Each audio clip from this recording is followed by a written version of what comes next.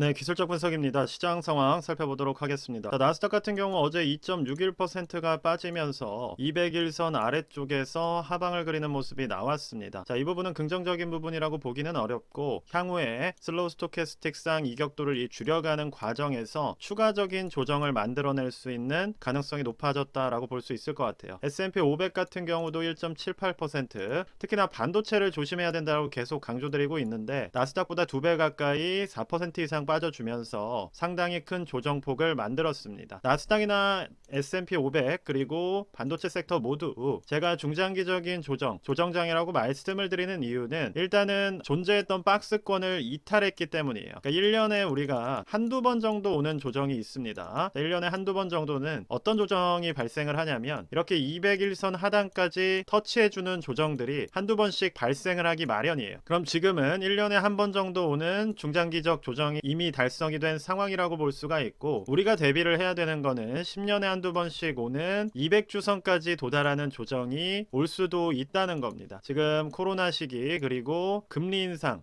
시기, 지금 이제 데드크로스가 나온 상황이기 때문에 이번 조정이 만약에 200주선까지 도달하는 꽤 큰 조정으로 이어질 가능성 자체도 배제할 수는 없는 모습이어서 저 같은 경우는 거듭해서 비중 조정에 대한 말씀을 드리고 있는 것이고, 일간으로 보았을 때는 1차적인 지지라인인 200선에 도달을 한 상황에서도 추가적인 하방이 나오고 있기 때문에 앞서 말씀드린 몇 년에 한 번씩 큰 조정에 대해서도 리스크 대비가 필요한 상황이다, 이렇게 볼 수가 있을 것 같아요. 특히나 반도체 섹터 같은 경우는 이미 단기평과 장기평이 거꾸로 배열이 되는 역배열 상태에 들어가 있기 때문에 역배열 상황에서는 하방을 얼마나 뺄지는 우리가 예측하기가 어렵습니다. 왜냐하면 지지라인이 아래에 있는 것이 아니기 때문에 팔면 팔리는 대로 계속해서 떨어져가는 과정이 나올 수가 있다는 거예요. 그러면 유일하게 지금 하단에 있는 지지라인이라고 볼 수가 있는 거는 200주선으로 인한 이 지지라인이기 때문에 장기적으로 보유된 사람들, 특히나 이거는 세배 레버리지를 말씀드리는 게 아니죠. 반도체 섹터 투자기 때문에 장기 투자를 해오시는 분들도 꽤 많이 있다는 겁니다. 그러면 지금 현재 유의미한 지지 라인은 보시는 이 170달러 라인이 될 수가 있는 것이고, 앞서 강조드렸듯 이 부분을 이탈하게 된다면 200주선까지 확인하러 갈 가능성이 있다는 점을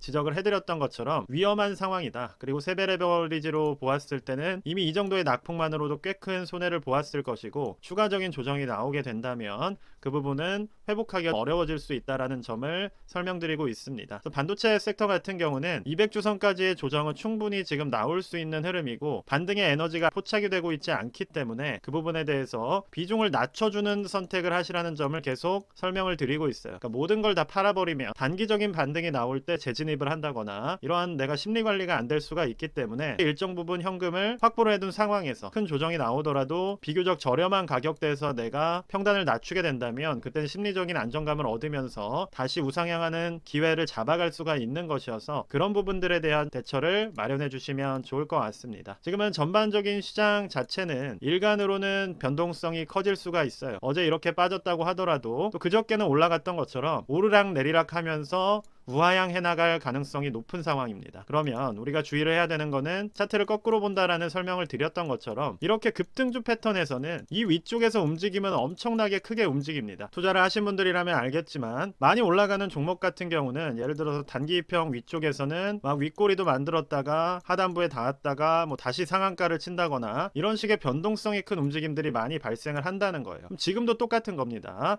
거꾸로 올라 내려가는 지금 단기평 아래쪽에서는 얼마든지 큰 변동성이 생길 수가 있는 것이고, 여기에 의미 부여를 하지 말라는 거예요. 그러니까 이 움직임에 의미 부여를 하는 것은 의미가 없습니다. 최소한 1차적으로는 단기적으로 내려오고 있는 이평선 위쪽에 자리를 잡는 모습이 확인이 돼야 되는 것이고, 가장 유의미한 투자 포인트를 잡기 위해서는 최소한 단기 데드 움직임을 골든크로스로 바꿔주는 모습이 포착이 되어야 추세적인 전환이 나왔다고 우리가 확인할 수 있는 것이기 때문에 지금은 성급하게 추세 전환을 예단하기보다는 어느 정도의 현금 보유라는 상황에서 기회를 잡을 때까지 기다려주시는 게 필요한 상황이에요. 그리고 저 같은 경우는 채권 수익률 계속 강조를 드리고 있는데, 채권의 수익률 같은 경우가 올라가게 된다면 정책 목표에 부합하지 않는다고 말씀을 드렸죠. 지금 트럼프 정권의 포인트는 채권의 수익률을 떨어뜨리는 겁니다. 단기적으로 침체가 오더라도 이 부분을 바로 회복시키진 않는 이유가, 침체로 인해서 금리가 떨어지게 되면 그때는 낮은 수익률의 채권들을 발행을 해서 기존에 엄청나게 비싼 값싸게 이자를 주고 있는 채권들을 대체하는 거예요. 그렇게 대체를 해야 재정적으로 나가는 돈이 줄어드는 것이고, 우리가 이렇게 생각하면 됩니다. 대환 대출을 받는다는 거예요. 그러니까 지금 미국 정부 같은 경우는 아파트를 사기 위해서 주담대를 정말 연끌을 한 거라고 보시면 됩니다. 그래서 월급이 500인데 이자가 400 나가고 있는 상황이라고 보시면 되는 거예요. 500이라는 건 너무 적겠죠. 돈은 엄청나게 많이 법니다. 예를 들어서 5억을 버는데 4억을 이자로 내고 있는 상황이라고 한다면, 자, 이 부분을 편하게 만드는 건 뭐겠어요? 금리를 떨구면 되는 겁니다. 그래서 낮은 금리 상품의 대출로 이 부분을 갈아타서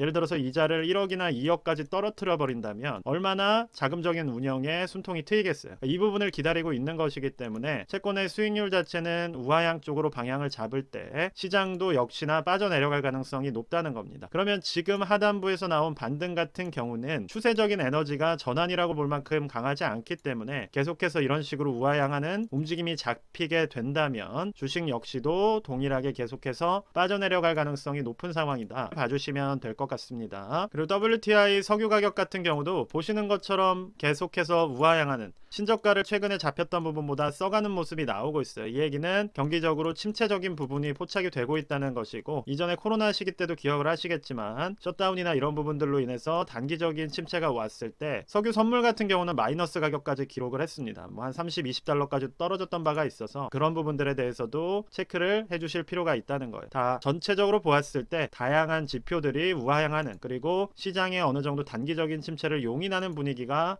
포착되고 있다 정리해드릴 수 있을 것 같습니다. 자, 테슬라 같은 경우는 일단 200일선까지 도달을 한 흐름이에요. 그리고 하단에 있는 지지라인은 200주선이 있는데 일단은 두 지지선 모두 어느 정도 근접을 한 상황입니다. 근데 테슬라의 아쉬운 점은 무엇이냐면 아직은 반전 신호가 잡히고 있지 않기 때문에 반전 신호가 잡힐 때까지는 1, 2차 매수가 이렇게 들어갔다고 하더라도 시간적으로는 기다려야 되는 상황이 올 수가 있다는 겁니다. 그래서 어느 정도는 현금을 들고 계신 상황에서 반전 신호가 나왔을 때 추가적으로 투입해주는 전략이 더 공격적으로 수익을 가져갈 수 있는 방식이라고 볼 수 있을 것 같아요. 팔란티어나 아이온큐 같은 경우는 10% 가까운 하락이 나왔습니다. 두 종목 모두 신규 편입해서 말씀드리기 시작하면서 계속 조정 가능성에 대해서 말씀을 드렸습니다. 우리나라에서 많은 분들이 투자를 했던 상황이고 이미 돈을 버실 분들은 많이 버셨을 거예요. 그러면 차라리 여기서 수익 실현을 하는 게 맞다라는 설명을 드렸어요. 떨어져라 고사를 지낸다는 게 아니라 돈을 많이 버신 분들은 돈을 챙기시면 되는 포인트였던 것이고, 이후에 이렇게 단기 입형이 대드로 이탈이 나오면서 지금은 조정이 계속 이어지고 있는 상황입니다. 팔란티어 같은 경우는 이 구간에 지지라인이 있다고 말씀드렸고, 어제 하락도 정확하게 이 지지라인까지만 나왔던 상황이에요. 그럼 이 안에서의 변동성은 클 수 있다라고 설명을 드렸던 것처럼 이 위치에서 박스권을 만들어갈 가능성이 높습니다. 그럼 그 얘기는 내가 장기적으로 이렇게 우상향하는 이익을 보기에는 지금 시장 상황 자체가 좋지 않기 때문에 서두를 필요가 없다는 거예요. 그러니까 지금은 진입을 서두를 시기는 아니라고 정리를 해드릴 수 있을 것 같습니다. 자, 아이온큐 같은 경우는 지금 200일선까지 조정이 나왔어요. 자, 주봉으로 봤을 때는 이 12달러 정도의 지지라인이 형성이 되어 있습니다. 그러니까 추가적인 하락이 더 조정이 나온다면 이렇게 이어질 수가 있다라는 것이고, 1차적으로는 200일선 라인에 도달을 했기 때문에 단기적인 지지 구간을 만들어낼 수가 있는 상황입니다. 특히 여기서 이제 거래량이 많이 터졌던 구간이어서 장대 양봉이 나왔던 상단 부분에서 지금 지지가 나왔기 때문에 지지라인이 만들어질 수는 있겠지만 아직 강한 반전 신호는 포착이 되지 않았기 때문에 진입을 하시기보다는 관망으로 접근을 하시는 게 좋을 것 같다는 게 제 개인적인 의견입니다. 자, 엔비디아 같은 경우도 어쨌든 추세의 파동상에서 이 안쪽에서 움직임을 보여주고 있기 때문에 결국 우리가 우상향하는 움직임이 아니라 이렇게 우하향하는 움직임이 잡혔을 때는 굳이 매수를 하기보다는 지금은 전반적인 개별 종목들은 현금 확보를 해주신 상황, 혹은